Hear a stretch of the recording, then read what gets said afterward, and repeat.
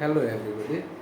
After you have been acquainted with the concepts of phrases and clauses, now you know कि phrase क्या होता है और clause क्या होता है. लास्ट वीडियो में हमने बात किया था. For your convenience, I must repeat it.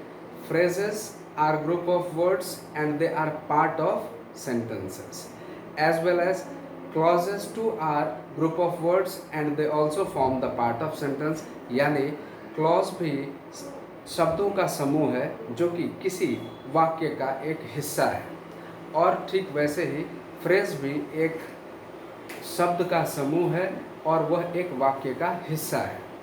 लेकिन दोनों के बीच अंतर को हमने सीखा था लास्ट वीडियो में.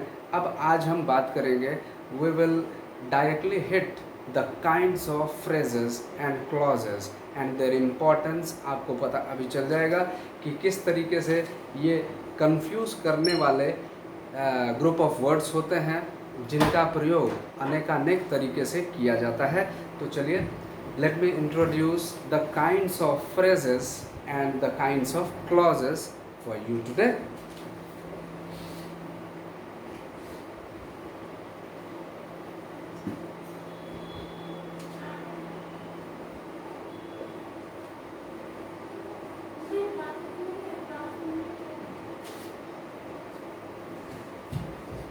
So far, the kinds of phrases are concerned, they are only of three kinds. ये मैंने क्यों कहा?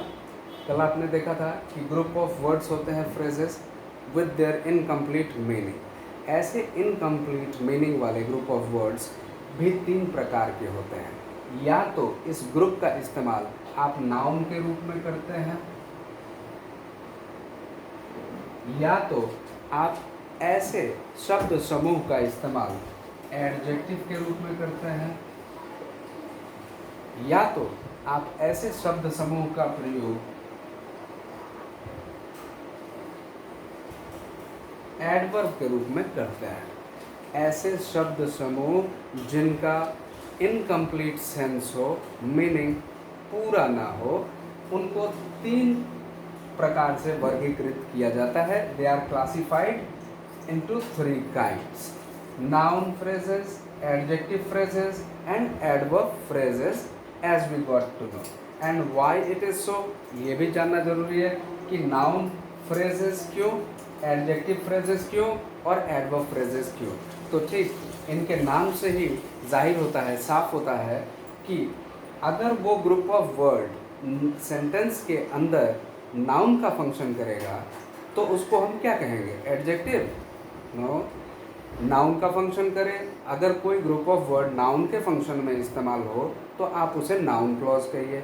अगर उसका फंक्शन आपको दिखाई देता है कि एडजेक्टिव का है, जैसा आप जानते हैं adjectives are qualifying words, means they qualify nouns और प्रोनाउंस. अगर ये किसी का भी विशेषता बता रहे हो, किसी संज्ञा या सर्वनाम का, तो उस शब्द समूह को हम नाउन फ्रेज नहीं कहेंगे, उसको हम एडजेक्टिव फ्रेज कहेंगे.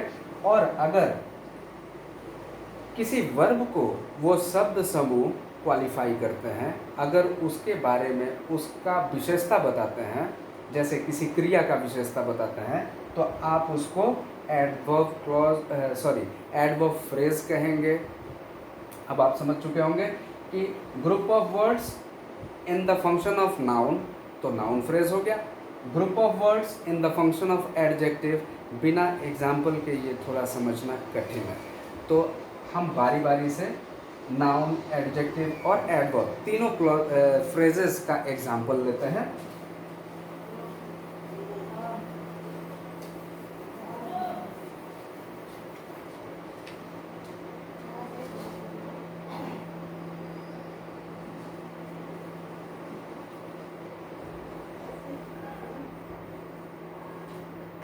Noun phrases.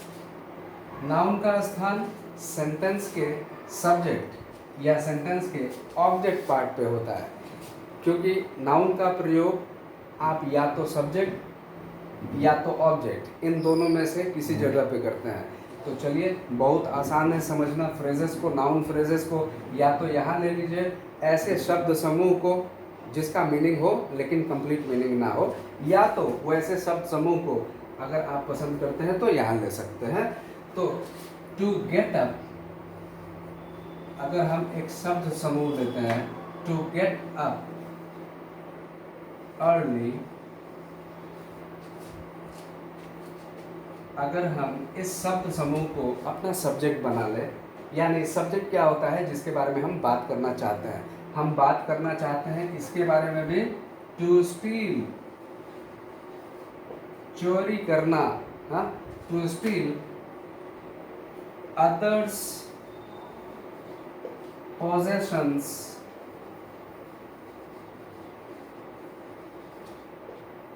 is not good। अगर आप ऐसा बात करना चाहते हैं, to steal others possessions is not good, यानी आप कहना चाहते हैं दूसरों का धन चुराना अच्छी बात नहीं है। तो आप किसके बारे में बात करना चाहते हैं, और वो ये है टू स्टील अदर्स पोजेशंस। ये एक ग्रुप ऑफ वर्ड है जो सेंटेंस नहीं है, क्योंकि इसके अंदर सब्जेक्ट नहीं है, इसके अंदर वर्ब नहीं है। अगर आप कहेंगे कि वर्ब है तो इसके कारण, अब इससे पहले टू लग गया, तो मैंने पिछले वीडियो में बताया था ये एक नॉन फाइनाइट वर्ब है जो एक सब्जेक्ट के रूप में इस्तेमाल हुआ है, और subjects are never action words, ये कभी एक्शन वर्ड हो ही नहीं सकता। तो ये वर्ब का बदला हुआ रूप है जो कि नाउन है। तो आप देख सकते हैं कि ये ग्रुप ऑफ वर्ड्स है, इसके अंदर में मीनिंग है लेकिन पूरी तरीके से पूरा कंप्लीट मीनिंग नहीं है। और ये रहा आपका बाकी सेंटेंस का पार्ट। आप पूछ सकते हैं व्हाट इज नॉट गुड, आप पूछ सकते हैं व्हाट इज नॉट गुड, तो मैं बोल सकता हूँ राहुल इज नॉट गुड। तो इस शब्द समूह के बदले राहुल का भी मैं प्रयोग करके सब्जेक्ट का प्रयोग कर सकता हूँ।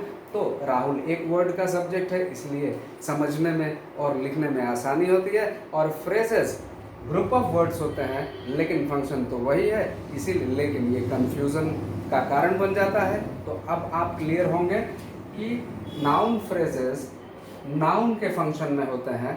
अभी मैंने सब्जेक्ट बनाया इस ग्रुप को, ग्रुप ऑफ वर्ड्स को, तो ये नाउन के फंक्शन में है, क्योंकि नाउन ही सब्जेक्ट बन सकता है या तो प्रोनाउन बन सकता है। तो मुझे प्रोनाउन नहीं लगाना था, मुझे नाउन लगाना था। तो इस शब्द समूह को मैंने अपना सब्जेक्ट बना लिया, तो एक तरीके से ये नाउन हो गया, क्योंकि इसमें इन्फिनेटिव का प्रयोग भी है। दूसरी बात, अगर मैं चाहूँगा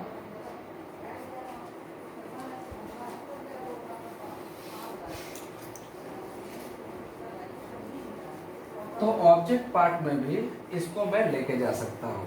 जैसा मैंने कहा था, अगर सेंटेंस में ऐसे शुरू करूँ, it is not good, it is not good, तो व्हाट इज नॉट गुड, अभी ऑब्जेक्ट पार्ट मेरा बाकी है। उस चीज को जिसको मैंने सब्जेक्ट बनाया था आप यहाँ लिख सकते हैं, और वो ऑब्जेक्ट पार्ट पे चला गया। तो ऑब्जेक्ट भी नाउन और प्रोनाउन होता है, और इस तरीके से सिद्ध होता है कि group of words used as object और सब्जेक्ट, तो they are called noun phrases. तो ये चीज क्लियर हो गया। It is not good to steel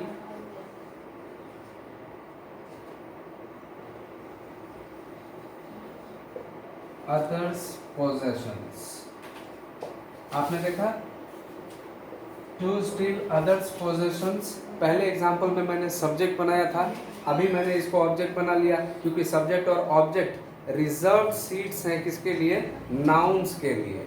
तो नाउन के फंक्शन में मैंने लाया, तो आप नाउन फ्रेज बोलिए इसको। दूसरी बात,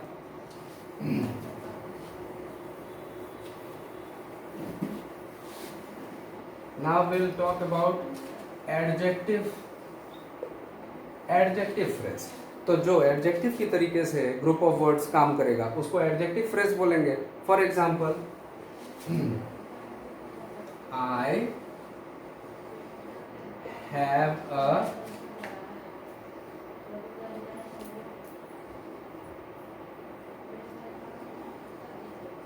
रिंग। आपने देखा यहाँ कोई एडजेक्टिव का प्रयोग अभी तक नहीं आया है, लेकिन अब मैं करने जा रहा हूँ, और एक वर्ड का एडजेक्टिव नहीं, जैसे good, bad, new, old, one word adjectives हैं।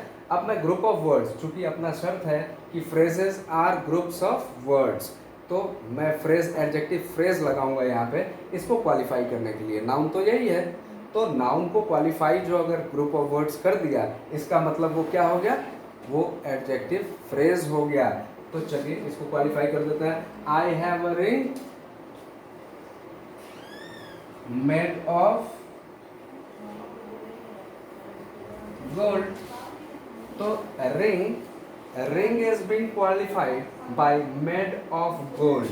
आप देखेंगे ये फ्रेज है, ग्रुप ऑफ वर्ड है जिसने इसको क्वालिफाई किया, इस नाउन को क्वालिफाई किया। तो ऐसे ग्रुप ऑफ वर्ड्स जो नाउन को क्वालिफाई करें उसको हम एडजेक्टिव फ्रेज कहते हैं। अब ठीक उसी तरीके से एडवर्ब फ्रेज की बात करेंगे। तो एडवर्ब के फंक्शन में जो आएगा उसको एडवर्ब फ्रेज कहेंगे।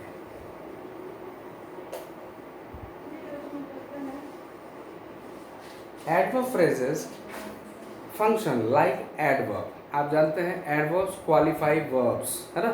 तो वर्ब्स की विशेषता बताने वाले को एडवर्ब बोला जाता है, लेकिन हम वन वर्ड का एडवर्ब नहीं लेंगे, हम लेंगे ग्रुप ऑफ वर्ड्स का, क्योंकि एडवर्ब फ्रेज बनाना है।